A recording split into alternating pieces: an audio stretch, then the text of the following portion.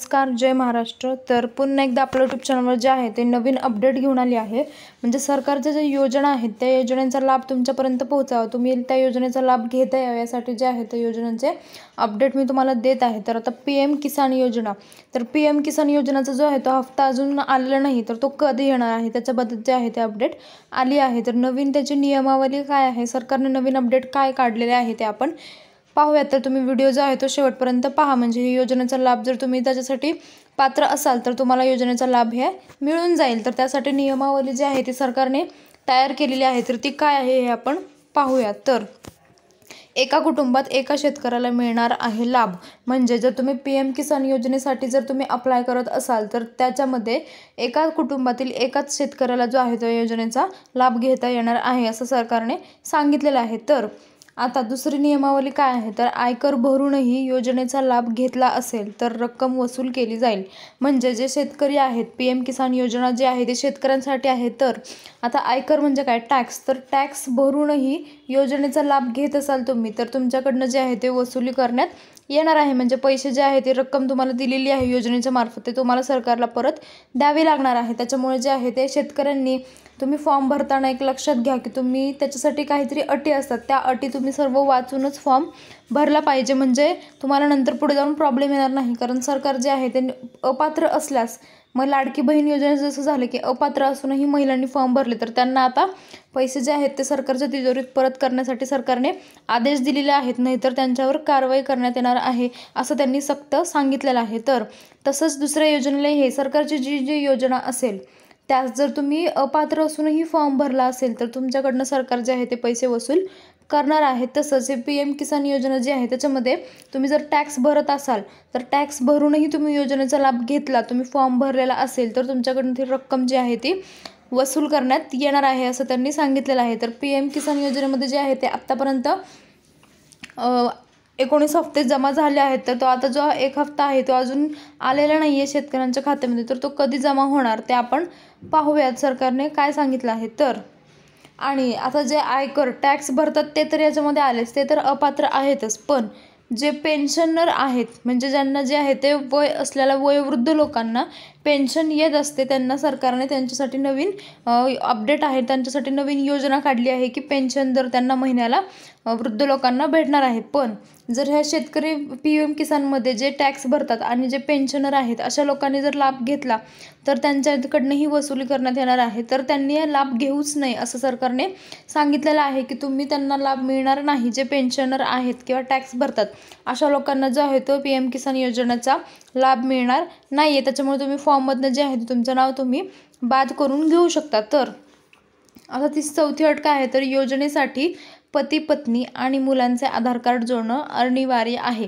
आता सगळीकडेच कोणतीही योजना आली, सरकारची योजना किंवा कोणतेही सरकारचं काम असलं तर आधार कार्ड असणं खूप गरजेचं आहे।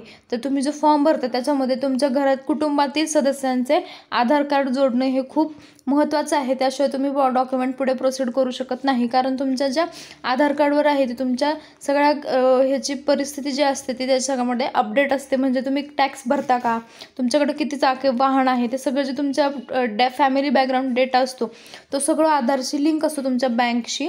त्याच्यामुळे सरकारने जे आहे ते आधार कार्डवर अपडेट जे आणलं आहे, KYC करणं गरजेचं म्हटलं आहे, बँकला आधार लिंक करणं गरजेचं म्हटलं आहे, ते यासाठीच आहे की ना सरकारला सगळा डेटा जो आहे तो आपल्या आधार कार्डद्वारे काढता येणार आहे। तर तुम्ही जर योजनेचा लाभ घेत असाल तर त्यासाठी तुमच्या पती पत्नी आणि मुलाचे आधार कार्ड जे आहे ते जोडणं तुम्ही गरजेचं आहे, तर ते तुम्ही नक्की त्याच्यामध्ये फॉर्म भरताना जोडू शकता। तर आता एकाच कुटुंबात योजनेचा लाभ घेणारे 2-3 शेतकरी आहेत।